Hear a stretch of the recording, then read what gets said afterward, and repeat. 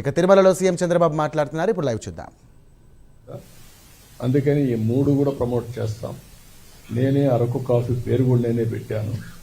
ఈ 3 డికేట్స్లో అది ఈరోజు ప్రపంచం మొత్తం వెళ్ళే పరిస్థితికి వచ్చింది. ఇలాంటి మంచి కార్యక్రమాలు ఎప్పుడు కూడా ఆలయాలు చేసేది ప్రభుత్వం లేకుంటే దేవాలయం కాదు, ప్రతి ఒక్కరు కూడా చేయాలి. వెంకటేశ్వర స్వామి దేవాలయం ప్రధాన దేవాలయం ఉండేది ఇక్కడుంది, వెంకటేశ్వర స్వామి ఇక్కడున్నాడు.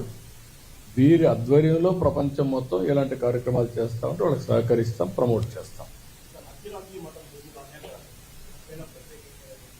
తప్పకుండా అన్ని యాక్షన్స్ తీసుకుంటాం.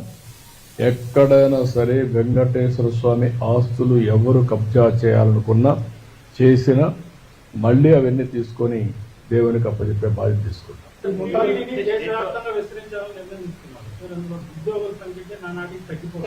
ఉద్యోగస్తులు పెంచడం కాదు ఇక్కడ మనం గుర్తుపెట్టుకోవాలి. వీళ్ళు అక్కడికి పోయి ఇంత మునుపు ఏమైంది, పనిష్మెంట్ కింద ఉద్యోగం వేసే పరిస్థితికి వచ్చాం.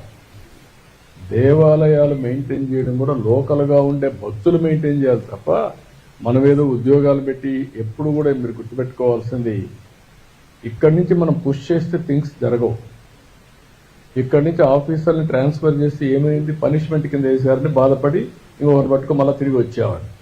అక్కడుండే వ్యవస్థలే పెట్టాలి, అవి కూడా ఆర్గనైజ్ చేయమంటున్నారు. ఇక్కడి నుంచి రిక్రూట్ చేయక్కర్లేదు, ప్రతి ఒక్క టెంపుల్కి పెడతాం, అక్కడి నుంచి ఆర్గనైజ్ చేస్తాం.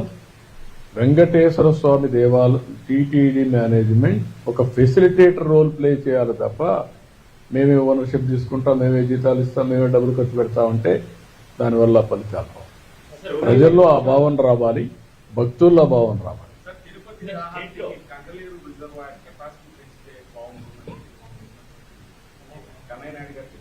దేనికి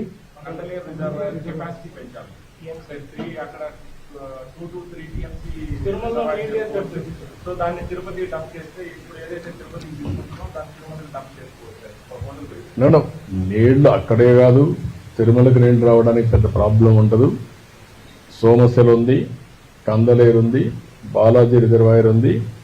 ఇప్పుడు ఈ పక్క నుంచి కూడా ఏదైతే మన కళ్యాణి డ్యామ్కి పైనుంచి నీళ్లు తీసుకుంటాం, మల్లెమడుగు కూడా వస్తుంది. మల్లెమడుగు కూడా వస్తే ఇప్పుడు ఆయకట్టు తగ్గింది.